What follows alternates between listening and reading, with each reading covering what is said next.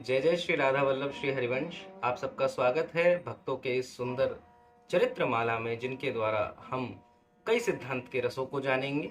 एक बड़ा प्रचलित दोहा है कि जाति पात पूछे नहीं कोई, हरि को भजे हरि को होई। प्रभु न जाति देखते हैं न पंथ देखते हैं। माता शबरी हैं, श्री निषाद राज गू हैं, ये इसका प्रमाण है कि प्रभु जातिगत भेद नहीं देखते। और वहीं सुदामा जी भी हैं।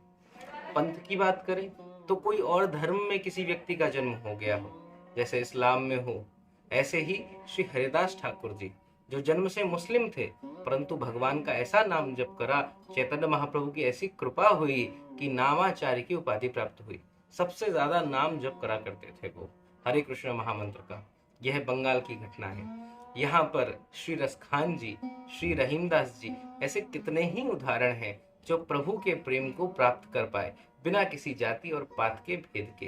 तो ऐसा ही एक चरित्र है श्री चोखा मेला जी का, जो गृहस्थ होकर भी भगवान का नाम जप करते, भगवान का आश्रय लेते, और जो भी मेहनत कर कर किसी के घर बनाने में काम कर लिया, कोई मजदूरी कर ली, कोई लेबरी कर ली, उसके द्वारा अपना पोषण करते और प्रभु को थोड़ा रिझाने का प्रयास करते। ऐसे ही पंडरीनाथ की कृपा सानिध्य में रह रहे थे। एक दिन साग सब्जी लेने जा रहे थे तो मन में विचार आया, क्यों ना मैं अपने प्रभु के लिए, अपने आराध्य देव के लिए कुछ केले लेकर जाऊं, कुछ भेंट लेकर जाऊं। तो पैसे इतने ही थे, या तो सब्जी खरीद सकते थे या केले खरीद सकते थे। उन्होंने निश्चय करा, एक दिन प्रभु के लिए भूखा रह लेंगे, कोई बात नहीं, प्रभु को भोग लगना चाहिए। उन्होंने गए बाजार में और वहां से केले ले लिए, उन केलों को खरीदा। अब मंदिर के अंदर जाने की आज्ञा तो थी नहीं, क्योंकि ऐसा प्राय था कि वो निम्न वर्ण में आ गए तो उनको अंदर प्रवेश नहीं मिल पा रहा। तो यहाँ पर उन्होंने पुजारियों से आग्रह करा कि प्रभु ये देखो, मैं श्री पंडरीनाथ के लिए, विठलनाथ जी के लिए ये केले लेकर आया हूँ, ठाकुर जी को भोग लगा दो। अब वहाँ पुजारी जी का जो मनोभाव कहो, या ठाकुर जी की इच्छा होगी कि चोखा मेला जी का चरित्र सबके सामने प्रकट हो, पुजारी जी ने उनको फटकार दिया, अरे तू एक दो नाम जप करने लग गया है तो अपने आप को बहुत बड़ा संत समझता है, तेरा भोग खाएंगे ठाकुर जी। अब ऐसे फटकार के भगाया। चोखा मेला जी कुछ ना कह पाए, चल पड़े अपने घर की ओर। उन केलों को हाथ में लिया और मन में बस यही दुख, चलो मुझे कोई डांटा फटकारा कोई बात नहीं, पर प्रभु जब आपको भोजन करना ही नहीं था, मेरे हाथ का भोग खाना ही नहीं था, तो फिर मेरे हृदय में प्रेरणा क्यों दी? भगवान के भक्त के हृदय में प्रेरणा भी प्रभु ही देते हैं। इसका प्रमाण आपको सूरदास जी की कथा में मिलेगा। सूरदास जी को 1.25 लाख पद लिखने की एकदम से प्रेरणा आई। अब 1 लाख पद तक वो लिख पाए, अब उसके बाद के अंदर उनके अंदर शक्ति ही नहीं बची, उनके जीवन का अंतिम समय आ गया।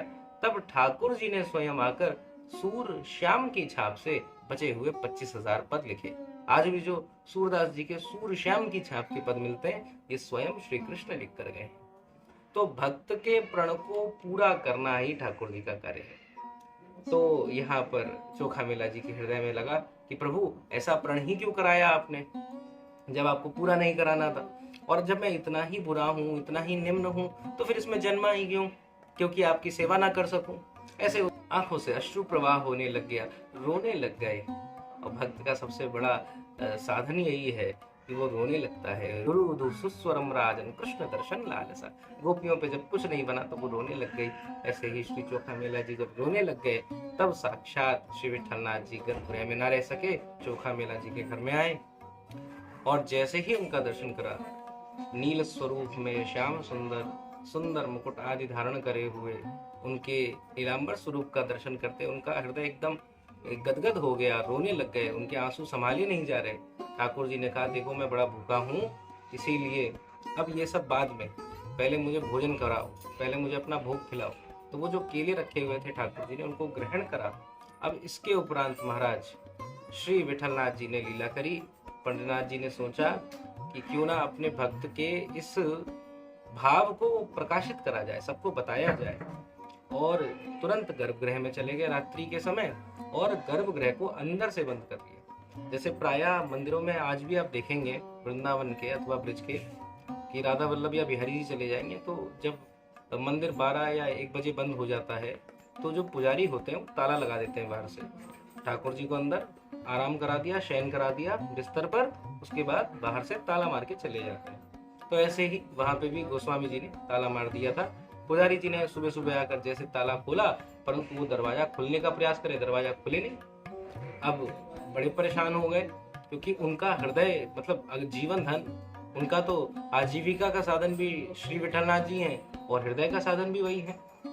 तो बड़े परेशान हो गए कि प्रभु आप हमसे क्यों रुष्ट हो गए, क्या गलती हो गई, कैसे नाराज हो गए।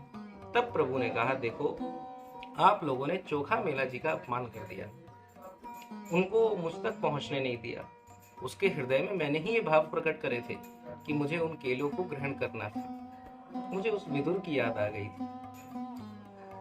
अब आपने मुझे उस तक पहुंचने नहीं दिया, तो इसका यही दंड है कि अब ये द्वार नहीं खुलेगा। पुजारी बड़े परेशान हो गए, अब क्या करा जाए।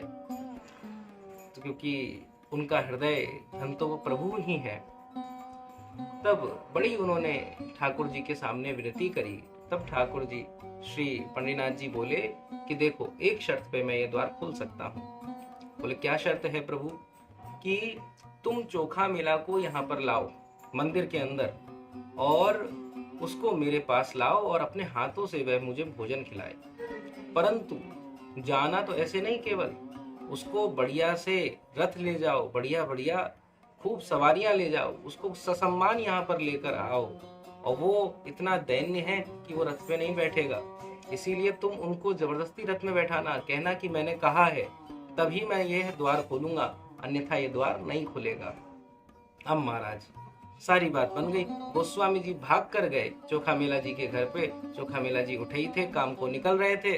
तुरंत गोस्वामी जी ने पकड़ा, अरे महाराज आप तो इतने बड़े नाम जापक हैं, इतने बड़े संत हैं, हमको तो पता ही नहीं था, हमसे ये अपराध हो गया, हमको क्षमा कर दीजिए, क्षमा कर दीजिए। इस प्रकार से माफी मांगी और बढ़िया उनकी सवारी निकल रही थी, उनके लिए रथ लाया गया, उस रथ पे उनको बैठाया गया कि प्रभु आइए इस रथ पर आप विराजमान हो जाइए। अब उन्होंने मना करा, क्योंकि भैया रथ वगैरह में क्यों बैठे हम, तो भाई चलो ठीक है, ठाकुर जी ने कहा है कि हमारे मंदिर आने पर ये द्वार खुलेगा तो मंदिर चलते। पर किसी गोस्वामी ने नहीं मानी। उन्होंने कहा नहीं, आप जब रथ पे बैठेंगे तभी हमारा काम होगा। उनको रथ पर बैठा के ले गए, चवर डुलाए जा रहे हैं, पूरी नगरी में सम्मान हो रहा है। और तब जाकर श्री पंडितनाथ मंदिर में विठलनाथ जी के पास में जब वह गए, ठाकुर जी के पास में मंदिर के अंदर, और तब जैसे मंदिर के अंदर उन्होंने चरण रखे, तुरंत श्री विठलनाथ जी के कपाट खुल गए। तो यहीं से ये बात आई कि ठाकुर जी किसी जाति अथवा पंथ का भेद नहीं देखते। और अनन्य पुराणिक कथाओं में भी आपको ये दर्शन मिलता है, जैसे माता शबरी और निषादराज का, कितनी ही श्री कृष्ण की कथाओं में आपको इसका दर्शन मिल जाएगा। जैसे श्री कृष्ण का एक फल बेचने वाली पर कृपा करना, फल बेचने आती थी और श्री कृष्ण उससे ही रीझ बैठे। तो ऐसे ठाकुर जी तो बस भजन पे रीझते हैं। तो अगर प्रभु को प्राप्त करना है तो इन सबको छोड़कर आगे बढ़ना होगा, और प्रभु किसी प्रकार का भेद नहीं देखते।